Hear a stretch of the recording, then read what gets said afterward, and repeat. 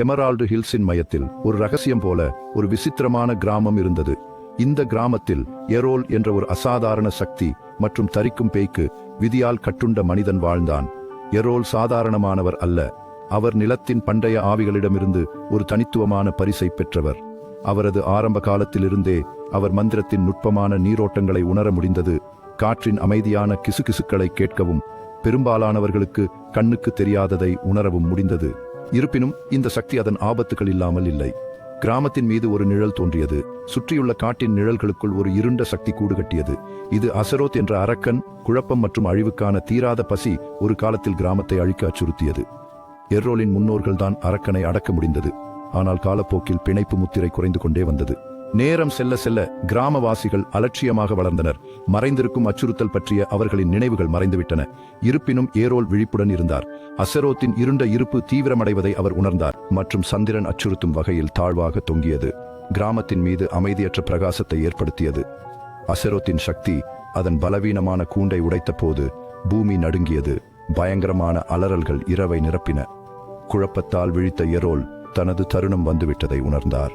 உறுதியுடன் அவர் தனது பாதுகாப்பு வசீகரம் நிறைந்த ஆடையை அணிந்தார் மற்றும் நிலத்தின் மந்திரத்தால் துடித்தபடி தனது தடியை பிடித்தார். தப்பிக்க கிராமவாசிகளின் வேண்டுகோளை புறக்கணித்து அவர் காட்டின் இதயத்தை நோக்கிச் சென்றார். காடு கெட்ட கிசுகிசுக்களால் நிரம்பி வழிந்தது.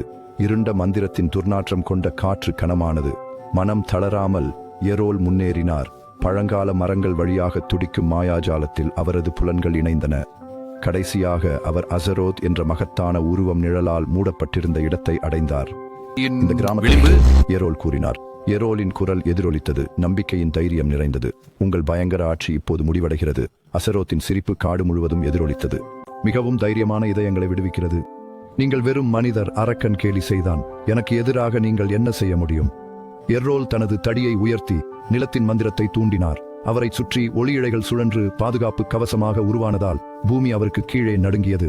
அசரோத் கர்ஜித்து எரோலை நோக்கி பாய்ந்தார். நகங்கள் அவரை பிரிக்க தயாராக இருந்தன. ஆனால் எரோல் தனது நிலைப்பாட்டை வைத்திருந்தார். நிலத்தின் அனைத்து சக்தியையும் ஒரே மந்திரமாக மாற்றினார். அவரது தடியிலிருந்து வெளிச்சம் வெடித்தது. அசரோத்தை விழுங்கிய தூய மந்திரத்தின் திகைப்பூட்டும் விளக்கு. நேரம் நிற்பது போல் இருந்தது. வெளிச்சம் தணிந்ததும் எரோல் வெற்றியுடன் நின்றான். அவனது ஆடைகள் கிழிந்தன. ஆனால் அவனுடைய ஆவி காயமடையவில்லை. அசரோத் அவரது காலடியில் தோற்கடிக்கப்பட்டார். அதன் இருண்ட வடிவம் ஒன்றுமில்லாமல் சிதறியது. எரோல் அரக்கனை வென்ற செய்தி பரவியதும் கிராமமே மகிழ்ச்சியில் கொந்தளித்தது. இருளிலிருந்து தங்களை காத்த ஒளியின் பாதுகாவலராக அவரை கொண்டாடினார்கள். அன்று முதல் எரோலின் பெயர் ஒரு புராண கதையாக மாறியது. கிராம மக்கள் மத்தியில் பயபக்தியும் பிரமிப்புடனும் கிசுகிசுக்கப்பட்டது.